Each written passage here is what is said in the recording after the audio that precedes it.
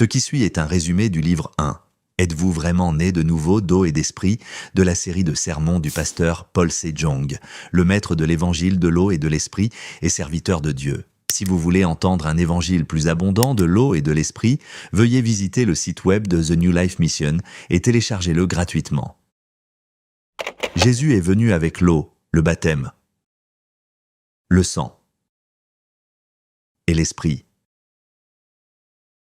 pour éliminer tous les péchés de ce monde.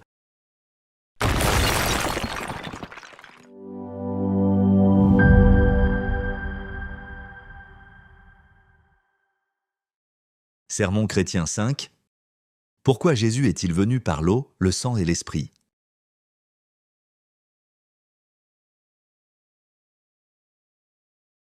Jésus est venu avec l'eau, le baptême, le sang et l'esprit,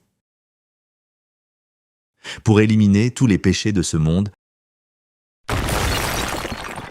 Première épître de Jean, chapitre 5, verset 6. C'est lui, Jésus-Christ, qui est venu avec de l'eau et du sang, non avec l'eau seulement, mais avec l'eau et avec le sang. Première épître de Jean, chapitre 5, versets 7 à 8. Car il y en a trois qui rendent ce témoignage, l'esprit, l'eau et le sang, et les trois sont d'accord. Comme indiqué dans première épître de Jean, Jésus est venu avec l'eau, le sang et l'esprit, et à travers ceci, il a effacé tous les péchés de ce monde, surmontant ainsi le monde, c'est-à-dire le pouvoir de Satan. Jésus est venu par l'Esprit. Comme il est écrit dans Évangiles selon Jean chapitre 1 verset 14, la parole a été faite chair et elle a habité parmi nous, ce qui signifie que Jésus, qui est Dieu, est venu sur cette terre en chair pour nous sauver, nous pécheurs, du péché. De plus, l'Esprit est vérité et témoigne que Jésus est le Fils de Dieu.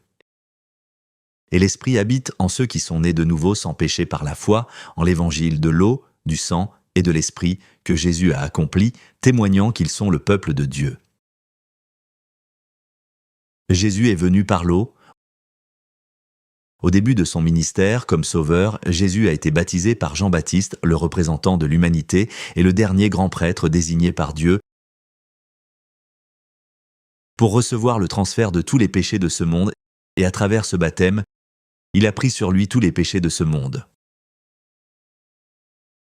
Le baptême que Jésus a reçu n'était pas une simple cérémonie, mais le premier ministère du salut pour prendre les péchés du monde, équivalent à l'imposition des mains dans l'Ancien Testament. Jésus est venu par le sang. Jésus a éliminé tous les péchés du monde en versant son sang et en mourant sur la croix pour payer tous les péchés qu'il a pris sur lui par son baptême dans le Jourdain.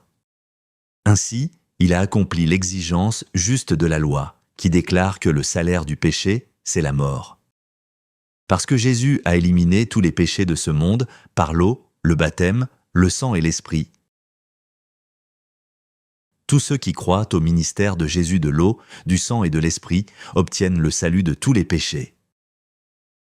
Par conséquent, non seulement le Seigneur a vaincu le monde, Satan, mais nous qui croyons sommes aussi libérés de l'oppression de tous les péchés de ce monde et vainquons ce monde et Satan.